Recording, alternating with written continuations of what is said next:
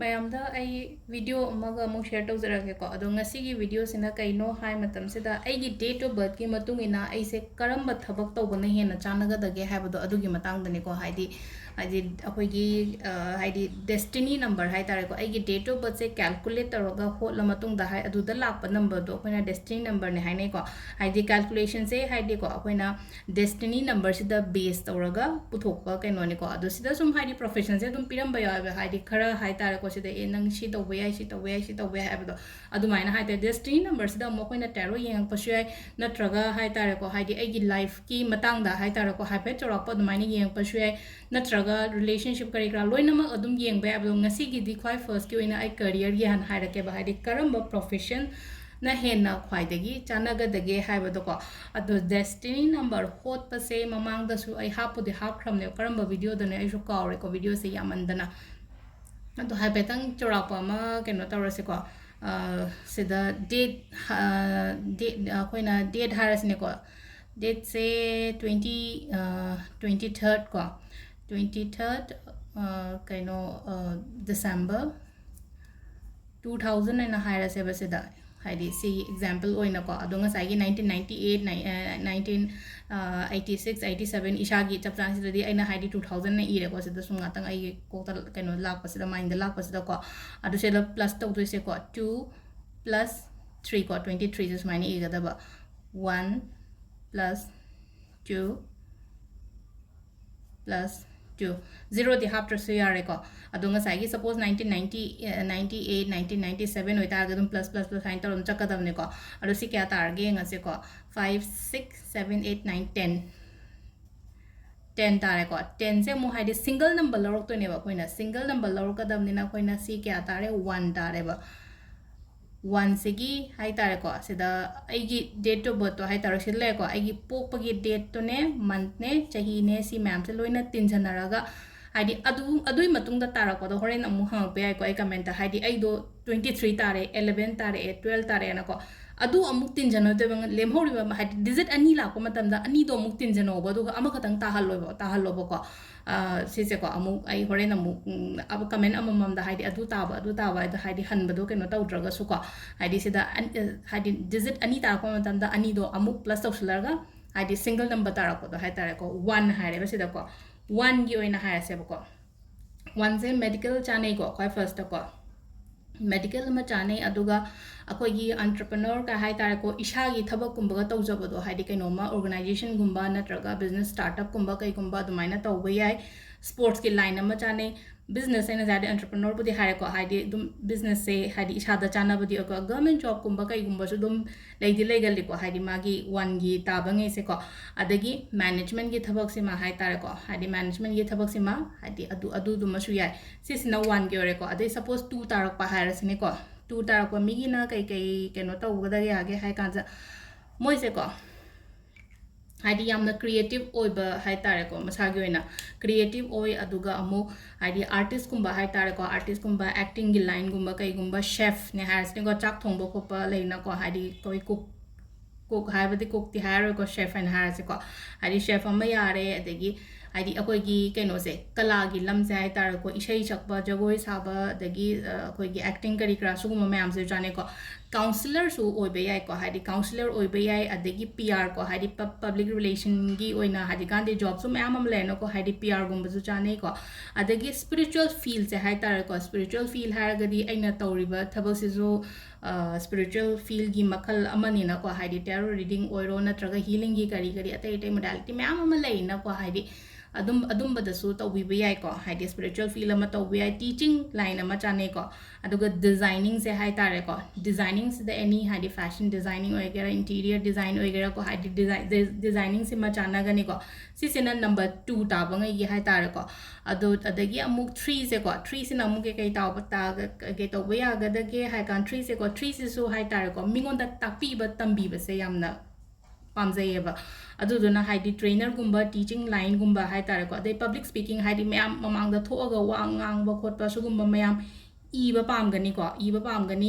adagi adum entertain to ba entertainment ge haraga di haidi kaino ma content gumba kai gumba create to raga haidi mayam da haidi भावो की दमकता high तारे को कनो तौबीबा खोपीबा अदुमाइना हाइडी एंटरटेनमेंट की पोट अमसु लेरे को अदे काउंसलिंग को हाइडी ngasai हाइडी काउंसलिंग काउंसलर गुंबा ओरसु याई अदगी मेडिकल लाइन अमा चप्पे याई को हाइड डॉक्टर चप्पे डॉक्टर ओइबे याई फैशन इंडस्ट्री अमा चप्पे याई को फैशन इंडस्ट्री सिदा कई कई नो हाई कांसिदा ngasai की फैशन डिजाइनिंग के काम लेरे हाइडी ब्यूटी रोम दसु मेकअप गुंबा कई गुंबा हाइडी स्कुंबा दसु याई को अदुगा अमना रियल स्टेट से को रियल स्टेट है हादी कहीं तब हजिकी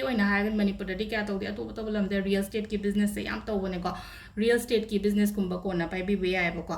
अदु सिसिना नंबर 3 ताबंगे है तारेको हादी 4 गे मु हायरेको 4 से को 4 से को हादी ngasai अखोगी नेको IT फील्ड से हम चाने को मोन इंजीनियरिंग गुंबा हाय तारेको अदुंबा हाय तारेगा IT फील्ड गुंबा अदुम अकाउंट्स को हादी अकाउंट्स फाइनेंस का सुंबा हादी बैंक की जॉब अमा कई अमा सु अदुम मोन चानारेको एस्ट्रोलॉजी एंड हायरसने को हाइडी एस्ट्रोलॉजी से टैरो ओइरो अतोप अतोप कुथी येंबनी खंगदे न्यूमरोलॉजी तंबनी खंगदे अदमाइना हाइता अदोम साइट तसु कोना हाइता को लाकपर्सु येंबियोबको आइगिसु 4 टाइब आइगिसे डेट ऑफ बर्थ से लोइना स्क्वीज रो कांद आइगी 4 टाइब दुन हाइडी एस्ट्रोलॉजी से अदु दुमसु लेजरे को दुम हाइपेट खितंग हाइता को हाइडी पिथोरक पदि नते तममगा खोलगा दाइन तौजबनेबा अदगी को हाइडी अखोगी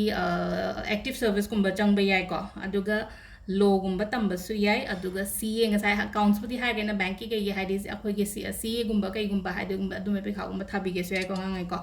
अदु 4 लेरे को 5 किसिना कई नो हाय कांसिदा ने मुने 5 किसिना को अखोइना ट्रैवलिंग गुंबा से यामना पी मा से नको हाइडी ट्रैवलिंग गुंबा टूरिंग गुंबा कई गुंबा सुगुंबा थबक से हाइडी चटलगा थबक तौब से हाइडी को चटलगा थबक तौब हाइडी अखोगी एयर होस्टेस ने हायर से को हाई फ्लाइट अटेंडेंट को अदगी पायलट इवन पायलट फावबा हाइ तारे को हाइडी सुगुंबगी केनो से चाने को मंगा तारक पंgai से का हाइडी फ्लाइट अटेंडेंट अदगी पायलट अदगी मासु अखोगी जर्नलिस्ट गुंबा से को जर्नलिस्ट जो चत्र दुम हाइडी अमदमु चटो को पता होइना को अदुदना हाइडी जर्नलिज्म गुंबा से जो मंगोंदा चानाबा ओइ को अदुगा मैनेजमेंट की थबक हाई तारे को मैनेजमेंट रोल हाइडी मैनेजर हाई तारे थबक अम कंपनी अमदा थबक तौरगसु हाई तारे को मकोक सिंगगा हाइडी मकोक थोंगगा तौबा अदुमाइना अदगी हाइडी सम बिजनेस हाई से बिजनेस टुगी ओइना हाइडी अइना ओनर ओइना हाइडी अइना स्टार्टअप का तौजरगा हाई तारे मखादगा मयाम थंबा खोपा अदुंबा मसु याय को एडवाइजर हाई तारे को एडवाइजर से अखोगी लीगल एडवाइजर होइगेरा नत्रगा हाइडी काउंसलर की काउंसलिंग के एडवाइजर होइगेरा को अदुंबा मसु जाने को नंबर 5 से को मथंगे 6 से को 6 से नमो को 6 से सु फैशन डिजाइनिंग से को हाइडी खोय first like of fashion designing entertainment industry high तारे को ngasai अखोगी इछै नोंमाई करी क्रा सुगुंबा मयाम सु लेको हॉस्पिटैलिटी अमसु याय को हॉस्पिटैलिटी अमसु याय डॉक्टर को हाइडी डॉक्टर गुंबा कनो तौनिंगसु इसादा चानाबा इंटीरियर डिजाइन को हाइडी मागी नोंपी से इंटीरियर डिजाइन को शेफ को अदगी अखोगी रेस्टोरेंट इसागी रेस्टोरेंट गुंबा तौबसु याम चानागनी को अदो ऑनलाइन बिजनेस गुंबा तौबा अदगी इन्फ्लुएंसर काइना हाइडी मिंगोंदा इन्फ्लुएंसर से अखोइना समना हाबदा मिंगोंदा इन्फ्लुएंस तौरगा आइगी थबक तो याहोनबनी खंगदे अमनी खंगदे को हाइडी कॉन्फिडेंस लौबो ngambadong ka हाइडी इन्फ्लुएंसर होई समना हाइबदा हाइडी एग्जांपल लोइना हर्बल लाइफ काइना हाइजना को हर्बल लाइफ की थबक तौरिबा खोलिबा मैम हाइदा पोट योलिने मा से हाइडी मिंगमी से कन्विंस तौरगा अदुमाइना हाइ तार को इन्फ्लुएंसर की थबक कुंबस यामना चानाबो ओइ को अदु मथंग किसना नंबर 7 ताबो को मापन बुक्तंग लाकनी को लापसे को 10 दंग साइ आइना हाइडी 10 तारको मतमदा हाइडी 0 से कथखरगा 1 अदाइ लाइना को अदु 3 ताबा ngैना कै आइगा हाइ करि मुला के हाइ कांसे को स्पिरिचुअल फील से को स्पिरिचुअल फील हारगदी लाइक तिन की कई थबक इंकांग सुगुंबा से हाइ तार को अदुम बयाय को अदुगा अमना अखोगी टीचिंग लाइन अमा चानरे को टीचिंग लाइन अमा चानरे अदगी सिदसु मेडिकल चाने को अदुगा मेडिकल दसु अमु हाइ तार को हाइडी अइना तमनिंगबोदी तंबे अतो हाइडी आयुर्वेदा सिन अमु चाना बसोम ओइ को सिदा अदुगा स्पोर्ट्स की लाइन अमा चाने आर्ट की लाइन अमा चाने को अदुगा एग्री की लाइन अमसु चाने को सिदा अदु सिसिना अखोगी नंबर 7 ताबंगे के हायर को 8 किना अमु कई हाइगे हाइ गांसिदा को हाइडी अखोगी अकाउंट्स फाइनेंस बैंक करीग्रा सुगुम मैम से को हाइडी बैंक के जॉब करीग्रा हाइ तारे को हाइडी अकाउंट सुबो को पसुगुम बसे हाइडी इसादा गवर्नमेंट जॉब कुम बसो दुम फंगो खोलो हाइबगी चांस से दुम ले को लो को haide legal advisor gumba dumaina oirasu yai aduga business toba chane ko e-commerce gumba hai tare ko e-commerce ka haide online pot yon ba khot pa nga sai haide sigi keno sima hai tare ko sigi pot sima sisu chane ko aduga akoina online trading kaina ga haina ko haide online trading gumba se 8 se da dikhra pi ko online trading se toba yai na ko do sigi 8 le ko aduga last 9 ta ba ngai gina kaino hai kan se da ko 9 tab se ma'am की सेवा से भी खरा तो one है को सेवा से भी खरा तो है देखो फर्स्ट एनजीओ गुम्बा कई गुम्बा तो बाहर तारे को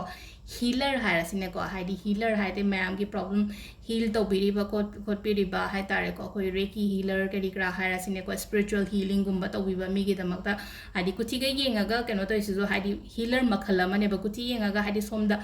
मागी रेमेडी रिचुअल मैम अमा तौन है को हादी कुछ येंबसिदा सी लागादी सी तौथोगदी फनी खोनी हाइबगी हाइ तारे को अदुसु हीलर मखलम नेबा हादी एनजीओ तो बे हीलिंग हीलर गुम्बा कई गुम्बा हाइ तारे को सुगुम्बा थबक तो बे एक्टिव सर्विस अमा चाने को हादी बिजनेस तो बे इंजीनियरिंग चाने को रियल स्टेट एंग सा हाइ नो मांग को रियल स्टेट सिमा चाने को अदुगा अमना अखोगी स्टॉक मार्केट से जाने मेडिकल जाने अदुगा अखोगी स्पोर्ट्स गुम्बा कई गुम्बा दा हाइ तारे को केनो तौगे हाइर ऑप्शन से मैम बुदी पीरे को इना हाइदी नंबर अमम द ऑप्शन तरे निपान मु मैम बुदी हाइरे को अदुसिदा सुम हाइदी इसाना खरा हेना अट्रैक्ट तौबा पोट गुम्बा दा चपीबा हाइ तारे को तौदिबा लेरगदी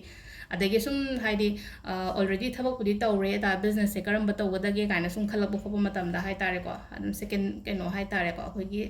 सेकंड डिसीजन नि खंगदे सेकंड केनो गुम्बा लौबनि खंगदे अदुम बकांदा खोइना सि तौबि बाय को अदो सिदा लेरे डेस्टिनी नंबर गी मतुंगिना करम प्रोफेशन ना एंगोंदा ख्वाइदगी चानगे हाइबदो को मखा ताबा वीडियोस अमु कोन अमु येमिनारसे को थैंक यू